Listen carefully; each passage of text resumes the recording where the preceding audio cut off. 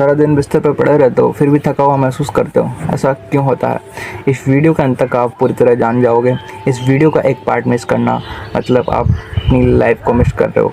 इस वीडियो में हम बात करेंगे ब्रेन फटीग के बारे में, क्यों किसी भी काम को हमारा ब्रेन नहीं कर पाता है और हम थका हुआ महसूस करते हैं। किसी भी चीज़ में हमारा मन नहीं लगता है, पढ़ाई करने में या फिर अदर कोई भी थिंग हो, जैसे कि कंटेंट क्रिएशन में। इस प्रकार की तथ्यात्मक बात हम इसमें करेंगे, साइंटिफिक करेंगे और हर चीज़ के लिंक मैं तुम्हें डिस्क्रिप्शन में प्रोवाइड कर दूंगा, जहां पर तुम्हें पता चलेगा कि वास्तव में ये रिसर्च कहाँ की है, कौन से इंस्टीट्यूट की है। सारी बातें प्रमाणित होने वाली है। मिलते हैं वीडियो में। हमारा ब्रेन इतनी जल्दी थक क्यों जाता है? हमारा ब्रेन हमारे शरीर के कुल वजन का लगभग 2% होता है। फिर भी ये हमारे शरीर का एकमात्र ऐसा अंग होता है जो कि आराम की स्थिति में भी लगभग 20% तक ऊर्जा खपत करता है। सबसे ज़्यादा ऊर्जा हमारा ब्रेन ही खपत करता है। जब हम सोचते हैं, पढ़ते हैं, सीखते हैं, लिखते हैं या फिर किसी भी वो कठिन समस्याओं का समाधान करते हैं, जब हमारे अरबों न्यूरॉन्स लगातार काम कर रहे होते हैं, जिससे हमारी ब्रेन की अधिक से अधिक ऊर्जा उसमें खपत होती है, तो हमारा ब्रेन अपनी ऊर्जा को बचाने के लिए स्वयं को थका हुआ महसूस करने लग जाता है धीरे धीरे।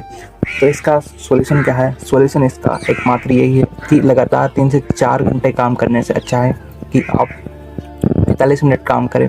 ये एक पोमोडोरो टेक्निक का आइडिया है, तो आप इसे फॉलो कर सकते हैं। 45 मिनट तक काम करें, 15 मिनट का गैप ले, फिर 45 मिनट काम करें, 15 मिनट का गैप ले, फिर 45 मिनट काम करें, फिर 15 मिनट का गैप ले।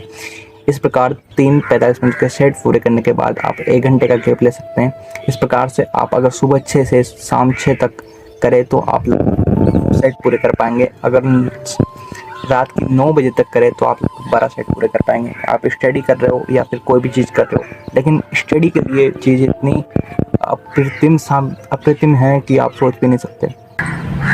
सेकेंड है डिसीजन फटीग।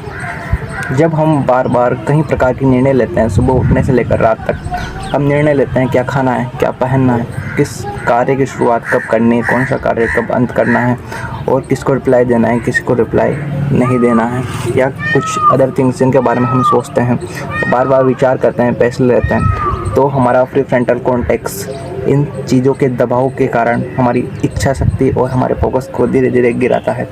जब ये हिस्सा लगातार कार्य करता है तो हमें हमारा फोकस कम देखने को मिलता है। जब हम किसी कार्य को शुरुआत में होते हैं तो ज़्यादा एनर्जेटिक होता है, फिर लास्ट तक वो कम हो जाता है।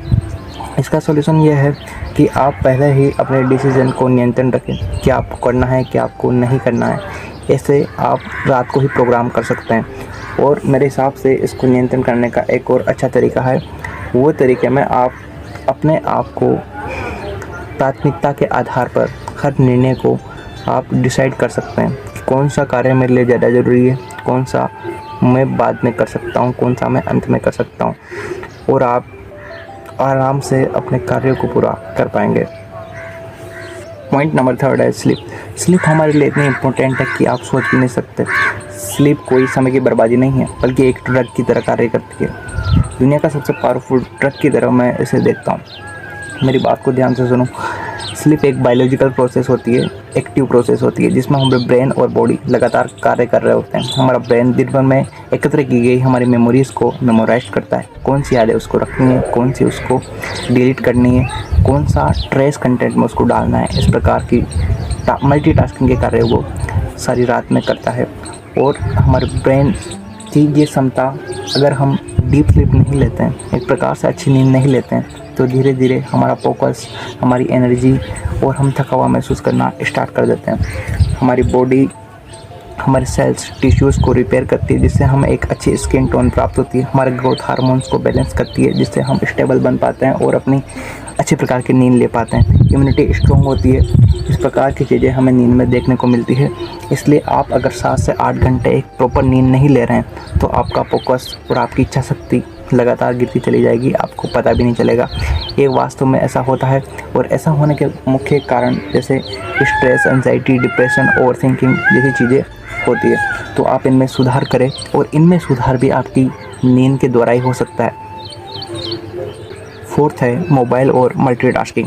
जब हमारा ब्रेन लगातार कहीं अलग अलग ऐपों पर, कहीं अलग अलग रील्स पर स्क्रॉल करता है बार बार, तो वह जब अपने आप ध्यान को परिवर्तन करता है तो अपनी कहीं ऊर्जा उसमें खर्च करता है। जैसे आप किसी एक ऐप से दूसरे ऐप में एंटर करते हैं, एक रील से किसी दूसरी रील में एंटर करते हैं, तो आपका हर प्रकार से अलग अलग भावनाएं, अलग अलग फीलिंग्स वहाँ पर जनरेट होती है। जैसे हम कोई रील देखते हैं, कोई मोटिवेशन वाली आती है, कोई दर्द वाली आती है, कोई लव वाली आती है, तो उस प्रकार से हमारा ब्रेन एकदम मल्टीटास्किंग में हो जाता है और हम टोटली कंफ्यूज हो जाते हैं।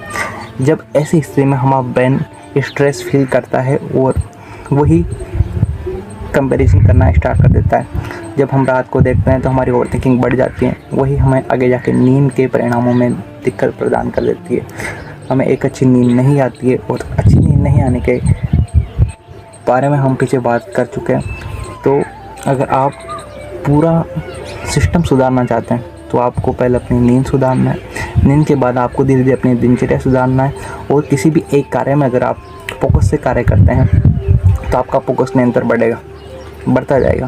अगर आप अपने ब्रेन की ऊर्जा को डिवाइड कर देते हैं तो आपका ब्रेन थका हुआ महसूस ज़रूर करेगा। ये बात साइंटिफिक है और प्रमाणित है। मैं इसके सोर्स आपको डिस्क्रिप्शन में दे दूंगा, आप वहाँ पर चेक कर सकते हैं कौन से इंस्टीट्यूट की रिसर्च जैसे कौन से इंस्टीट्यूट की नहीं है, ये आपको पता चल जाएगा। मिलते हैं अगली वीडियो में। धन्यवाद।